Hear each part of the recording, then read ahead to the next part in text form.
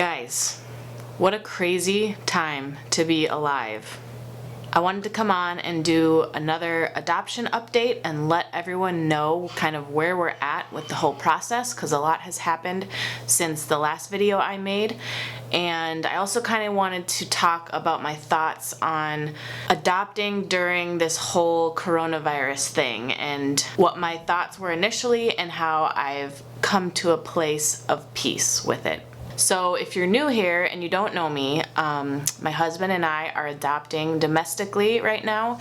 Me making these videos are both to share what we're going through so that other people can learn and be inspired by our adoption process, but it's also to document it so that we can look back on this experience of adopting our child and remembering the amazing miracles that God did to bring us that child. We have 4 biological children already, and we are hoping to adopt an infant somewhere in America. If you're completely new, I would suggest you go watch that last video, which will kind of give you an introduction and tell you a little bit more details about our adoption process. We actually just got some really exciting news that we are officially home study approved. The home study, again, is the process that everybody has to go through to get approved in the state that they live in to adopt. We were told by our agency and our social worker that we completed this in record time. It's been about 5 to 6 weeks since we started the process, and everything has just gone so smoothly. And so here we are. It is March 19th and we are home study approved. And so what that means is we are ready to move on to the next step, which is getting emails from our consultants about cases that they are presented with from agencies all over the country. So when a expectant mom comes to an agency saying that she would like to talk about the option of placing her child for adoption, the agency then steps in and helps her with that process, and then our consultant is the one that connects us with that agency. We get emails of different cases of mothers that are wanting to place their child, and we get all the information, and then we decide if we want to present to that expectant mom.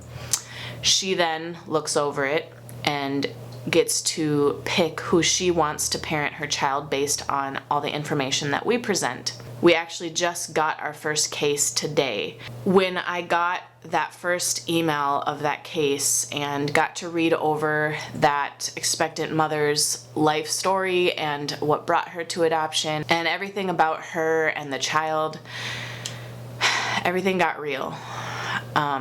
I'm not gonna lie, it was kind of like a punch to the gut. And it's not that we didn't know this was coming, but there's something about, you know, talking about adoption for so long as like this hypothetical thing and kind of working towards it, and then getting to this point where you're reading the story of this person. It's not a hypothetical anymore. This is a real woman, and she's dealing with real struggles, and there is a real child that needs a home. It's just like now we have to kind of face the reality of what we're doing, and there's going to be a lot of hard discussions in the next several weeks and months to come. I heard someone say something recently about adoption. This was actually from a birth mom who had placed her son like 15 years earlier. If adoption doesn't at some point just make you feel kind of icky, then you probably don't get it. You don't fully understand it if at some point it gives you this feeling of just like, this does not feel right. If you're not ready to kind of face that feeling, then I would say you may not be ready to adopt, because throughout this process there are just these moments where it feels so wrong to be looking through the life of this mother and deciding if you want to ask to raise her child. And it feels so wrong to write up this description of your family in, you know, a few pages and have this mother decide if she wants you to be the ones to raise her child. I also heard something said by someone once about adoption, that it is like holding grief and pain and excitement and joy all in one hand. those things are all a part of adoption. You cannot separate them. And if you want to adopt and have it only be exciting and joyful and fun and awesome, that's not reality. I will be doing more videos about subjects like this in the future. I feel passionate about talking through some of these things because when I started learning these things and understanding them, I realized how little I knew before this process, and I think it's so important for people to be educated. Regardless of if you ever pursue adoption yourself, I think as a society these things are really important to grasp. But anyway, the reason I wanted to make this video is because there is so much craziness going on in the world right now, and also in America and in our state and in each of our homes. There's a lot of unease, uncertainty, anxiety that is going around because no one that is living right now has ever experienced something like this, where essentially the entire United States has been shut down. Restaurants, coffee shops, events, weddings, concerts, everything. We're all being told to stay in our homes. We're all being told not to travel. We're being told not to congregate with more than 10 people at a time. Like, this is crazy. And this type of thing has implications in almost every area of our life. But specifically for us, it was a ways into starting to internalize what was going on and how serious it was that I started having these thoughts like, how is this going to impact us pursuing adoption right now? And is this going to slow it down? Is it going to make it harder? And I think initially I was very fearful and started worrying about it. Over the last week of kind of processing this whole coronavirus thing as a whole and how it's impacting my life as a person and also just as a Christian, I've been able to come to a really great resting spot with this whole thing in general, but also specifically as it pertains to pursuing adoption right now. The thought that has kind of resonated with me, that has been the biggest factor in me being able to have peace in times like this, is this realization that there's this tendency in times like this to feel out of control. Like, there's so much going on around us that we do not have any control over. The virus itself is so out of control, and we are not able to control where we go or what we buy or who we're around. And this feeling of being out of control can often be the thing that makes us feel anxious and worried and scared.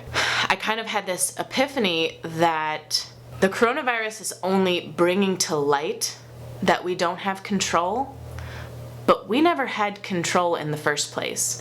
When we were going about our everyday lives before this, being able to go where we wanted and, feel like we could do what we want, even in that moment, we had a false sense of control.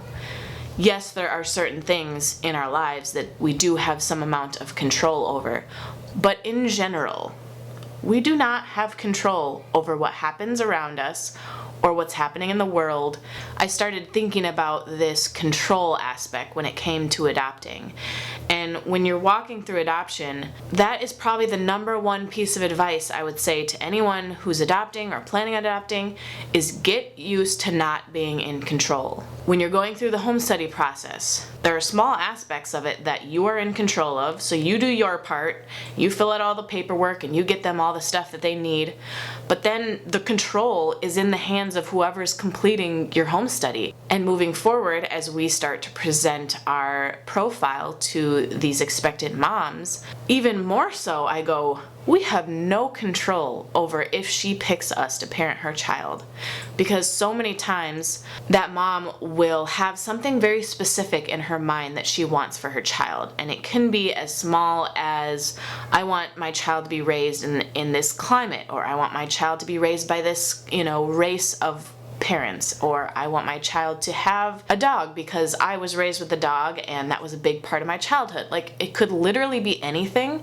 You could try and control what you want as far as your profile and making it look amazing and presenting yourself in a certain way. But if that mom doesn't connect with anything in your life, that is completely out of your control. And so when it comes to this whole pandemic thing, it's like, if you think about it in this sense of, we never had control in the first place, so throw in a pandemic across the world and being quarantined for who knows how long.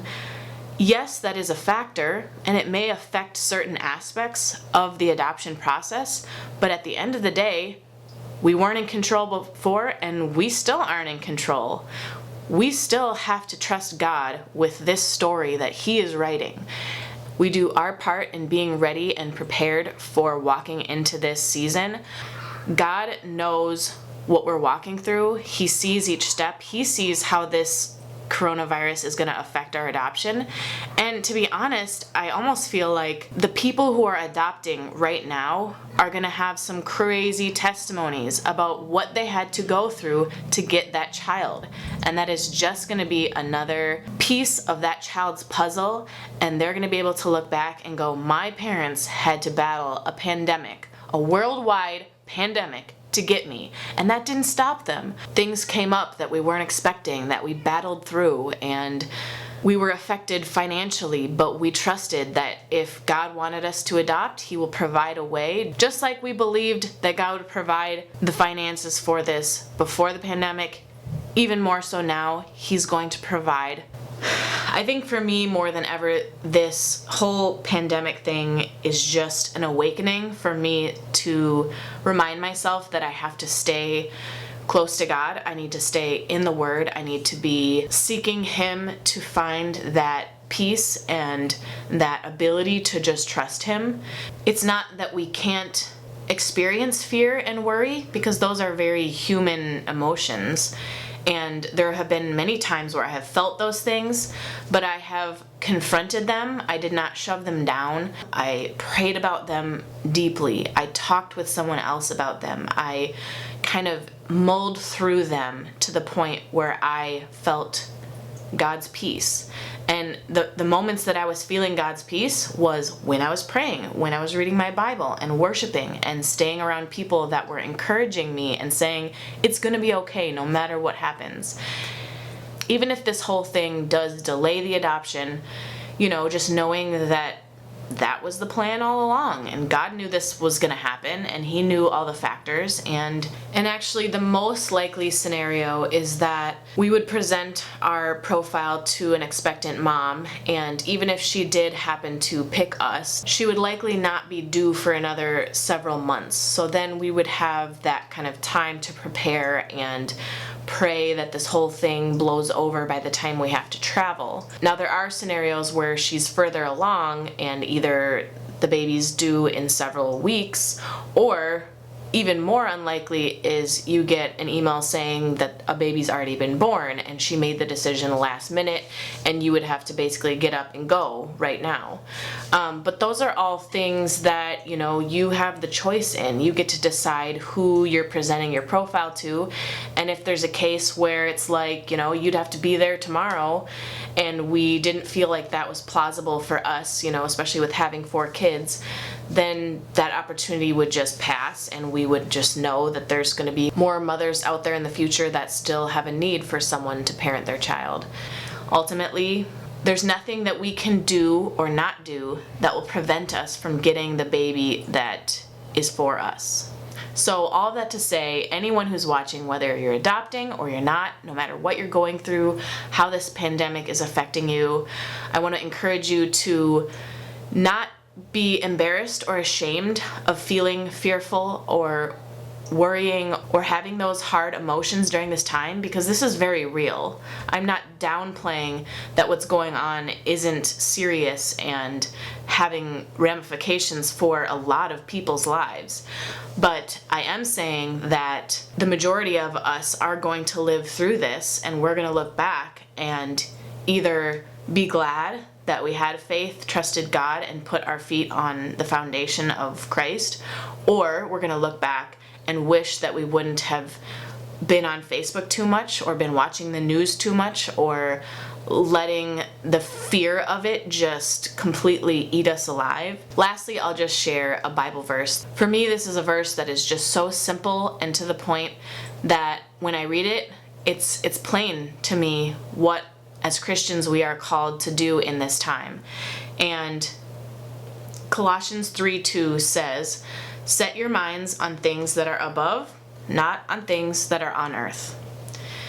There is a life beyond this, and as Christians we believe that, so that should change the way that we feel and act in times like this. And it's not that we're ignoring what's going on. We are standing on the firm foundation that we believe is there, and that is Jesus Christ. So thank you for watching and making it through this video. I know this is kind of long. If this is something that you are struggling with, I would say reach out to me personally. I would be more than happy to talk to you.